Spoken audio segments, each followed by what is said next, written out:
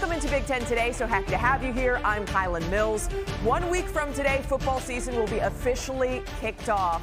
Before we know it, there's going to be leaves falling off of trees, Christmas decorations will be on sale at your local box stores, and hopefully a Big Ten school will be bringing home the national championship for the third consecutive season. However, the road to do that all starts next week, and that is today's big story as we dial into the Week 1 schedule. All eyes will be on Ohio State taking on Texas in a top 3 clash in Columbus. Saturday features 5 games airing here on the Big Ten Network. You can catch the reigning Big Ten champs, Oregon hosting Montana State at 4 p.m. Eastern. The Rutgers Scarlet Knights kick off our coverage on Thursday. I caught up with their new athletics director, Keli Zinn, who's ready to make some waves in Piscataway. Keli, thank you so much for taking the time. I know it's been a whirlwind in the last couple of weeks. You formally started the job just about 2 weeks ago. What's the adjustment process been like since arriving in Piscataway for you? Yeah, well, it's been busy, but fantastic. You know, the people here are just incredible, from our student athletes to our coaches and staff to our donors and fans. It's been a really great 2 weeks, so certainly looking forward to the future. I know you've been very busy working, but have you gotten to experience the banks at all or check out anything in the area that you like? A little bit.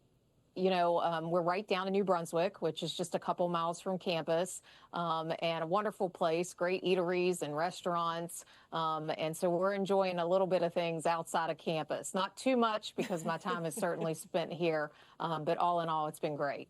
You certainly hit the ground running. Our Big Ten Network crew caught you out at football practice on your very first day on the job. What stood out to you about the time that you spent out there on the gridiron with the coaches and players? Yeah, well, Coach Shiano's done just an incredible job, and obviously his history here speaks for itself.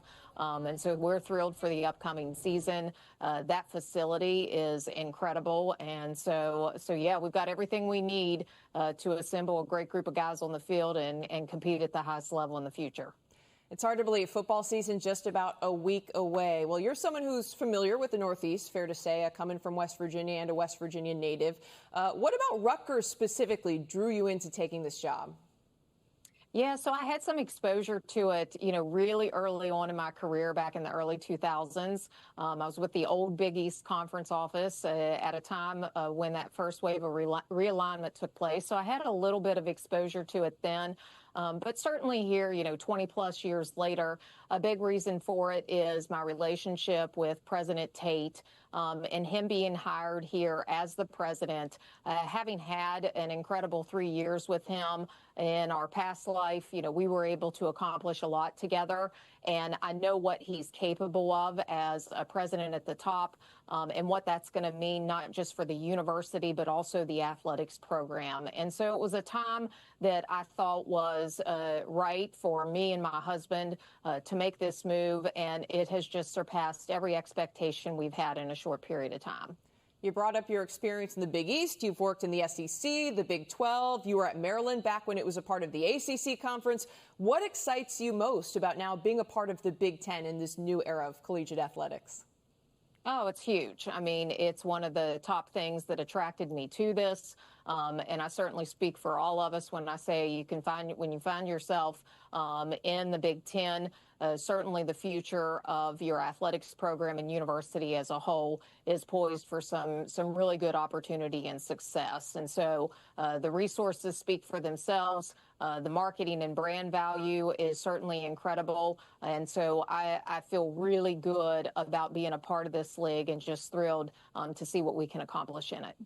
Well, no matter what conference you're in, and certainly the Big Ten is positioned well, I have to imagine it's difficult being a leader right now in collegiate athletics with all of the change coming with NIL and now revenue sharing coming down the pipe. How have you tried to approach those changes and use them to your advantage?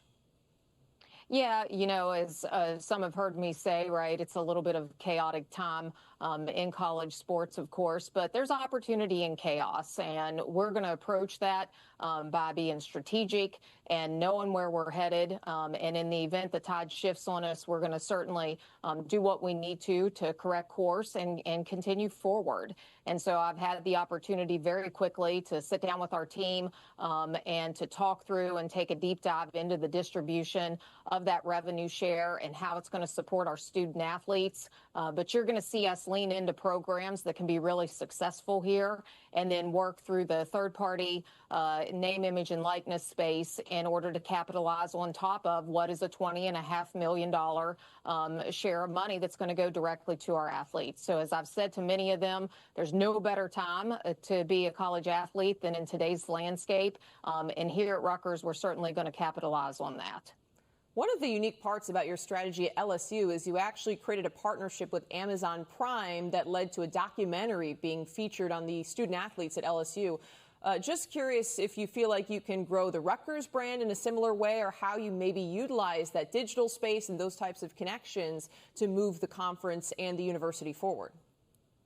Yeah, absolutely. And certainly our brand strategy is going to be a real focal point for us. You know, what we did there was a great situation and opportunity to capitalize on something that, as we noted earlier, has some question marks and can be a little bit chaotic. But you saw me lean into that while I was at LSU, and we're going to do the exact same thing here. Beyond just growing the brand, though, we know that you love winning championships. I actually just watched an interview where we were talking about that's a big thing that drives you. But big picture, what is your vision for Rutgers athletics under your leadership in the years to come?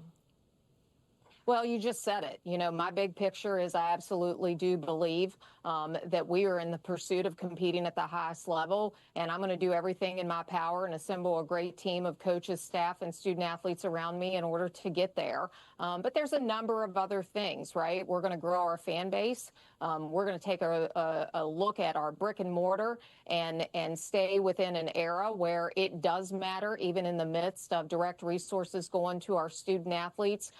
There's a significant amount of things and topics and focal points that exist in order to be a premier athletics program. And little by little, we're going to do our part to check those boxes and get there. And that's my vision. So we're going to be aggressive in it. And certainly at this point, any time in the day that I can spend on it with my staff and those around me in order to make that happen, you're going to see us do so. You've got all these factors at play with NIL. You want to bring in the top talent in order to be competitive for those championships.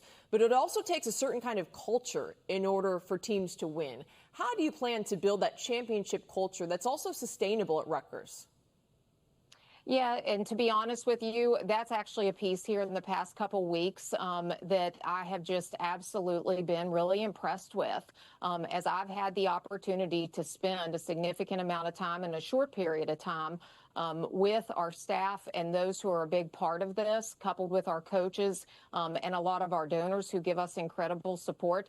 There is a ton of passion and energy here, and people want to be a part of that. So the culture that exists internally and where we're at right now today and what we will continue to be moving forward is what I was hoping for. And certainly there's a transition period, but I have no doubt with a little bit of time that we're going to get that in a great spot, and people are going to say, this is a place that I want to be, and we're going to accomplish a lot together.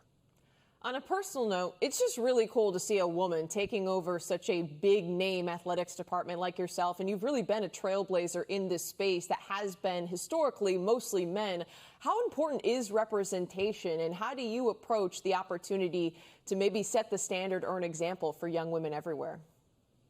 Well, it's really important. I mean, you can look at the landscape of our sports programs here and the number of young women that exist within that space. And women's programs have always been a big part of college sports. It's then pairing that opportunity and what we're capable of with certainly the economics of it, which, yes, that's largely rooted in football and to a certain degree men's basketball and some of the other ones. But I'm super grateful to be a woman sitting in this chair right now. It's been something that I've aspired to for a while now, and being able to see some of those who have accomplished great things before me certainly gave me an opportunity to look to that and know that I could get there. But at the end of the day, and for right now, I'm just so grateful to President Tate and our board who have embraced me, empowered me, and are supporting me to make sure that everybody appreciates the job that I'm doing and the leadership that I'm going to bring to Rutgers.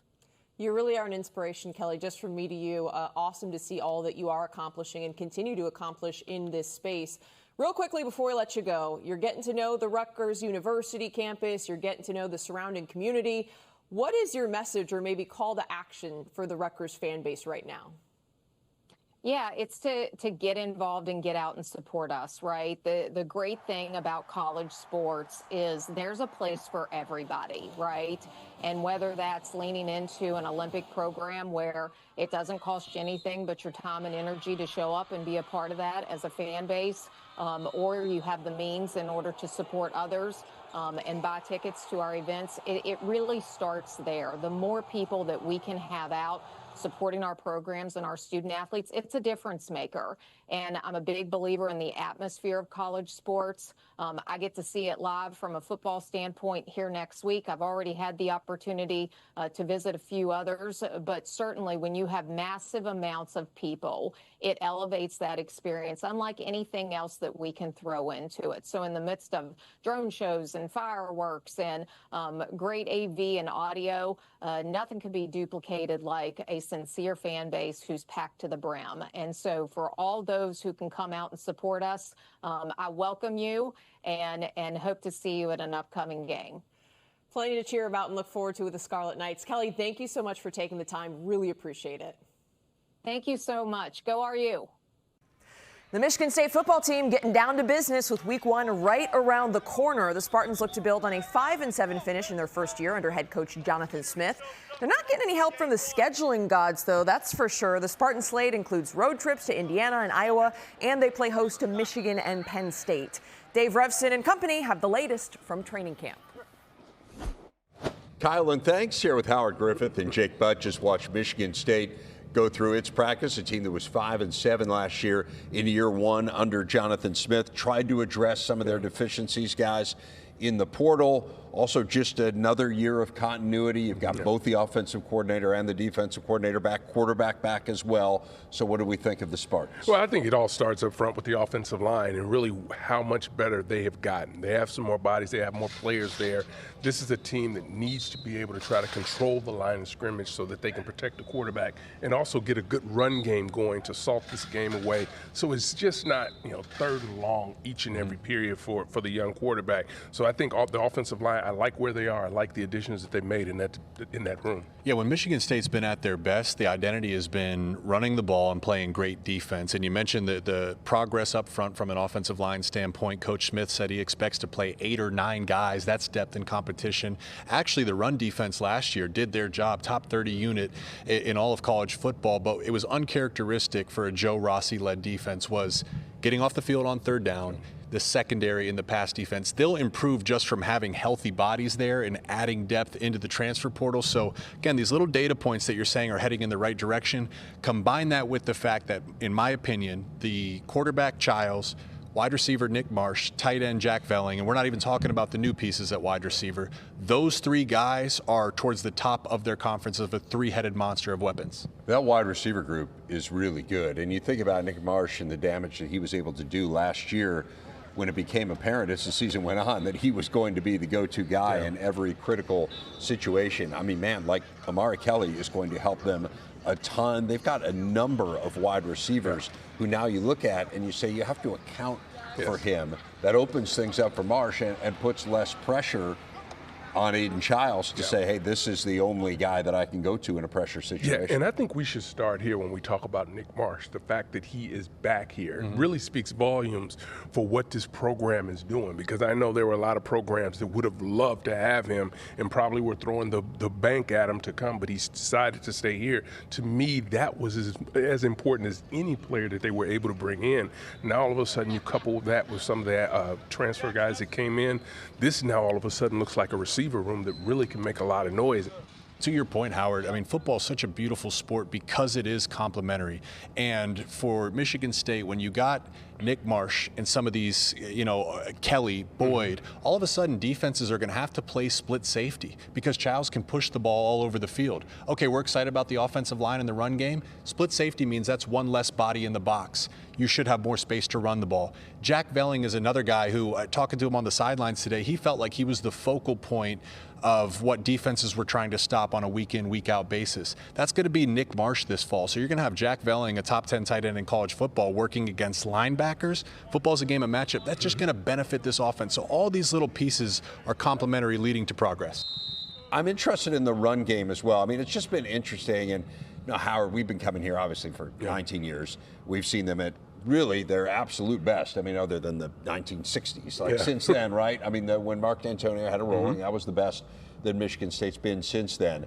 And one of the things that defined this program was great offensive lines. I mean, they could run the ball when they wanted to. They protected the quarterback. And it just feels like, and I'm not saying it's been a steady decline. I mean, they've had a couple good years on the line. Certainly the year that Kenneth Walker was here, they ran the ball pretty well. But it's been few and far between, right? It just feels like it hasn't been where they can turn around, hand it off, and get themselves the yardage they need. So I'm interested in kind of the line, which I know you guys have already mentioned you think is better, but in combination with the backs, like where are they in the run game? There was a little better last year, but it was dreadful 2 years ago, so there was nowhere to go but up. Yeah, so, and they've gone up to me, and that all starts up front again with the offensive line. They've gone out into the portal, add some guys there, some veterans there that are going to be able to help, and that'll take some of the pressure off. The run game, you have to be able, even if you're pass first team, which Michigan State is not, but they turned into that in some situations, you have to be able to run the football. You cannot put yourself in a situation where it's second and third and long every other series. That's just not sustainable for a program that is building. So when you start thinking about being able to run the football, they have bodies in there at tight end that can inline block. That's going to be big. Being able to set the table, and when you know you're playing against Michigan State, you know the ball's going to be coming downhill and at you, and I believe they have the talent here, not only in the backfield, but up front to be able to get it done. I also think that helps them a ton down along the goal line. I mean, it just felt like last year, they had to settle for field goals, and frankly, again, someone else has been publicized. They're a little banged up at kicker, so that's going to be a challenge for them. You've got to score touchdowns. They were in the bottom dozen last year in the country in red zone touchdown percentage. If you can run the ball, that changes that equation. They win the Michigan game if they can run the ball. I mean, they put together some great drives and just ran into a brick wall down there. And I give Coach Smith credit. I mean, we talk about health. The offensive line, it was kind of like a musical chairs up front. Right about the Iowa game, it felt like they found something, but ultimately didn't reach their full potential. I'm watching their offensive line coach, Mahalchek, work in individual, and it was beautiful because what we talk about up front is when you have 600 pounds on 300 pounds, when you have two offensive linemen on one defensive lineman, that's where the movement has to happen. They worked it at Indy, it came alive in team run drill, it came alive in their team reps, and now these backs could start to open up and run. But another piece of this is Aiden Childs is a dynamic athlete. His ability to keep the ball in the read option allows you to get plus numbers in the box as well. Not to mention, if he's passing the ball and their defense is in backup zone coverage, he can hurt you with your legs too. So across the board, there should be an improvement in the run game.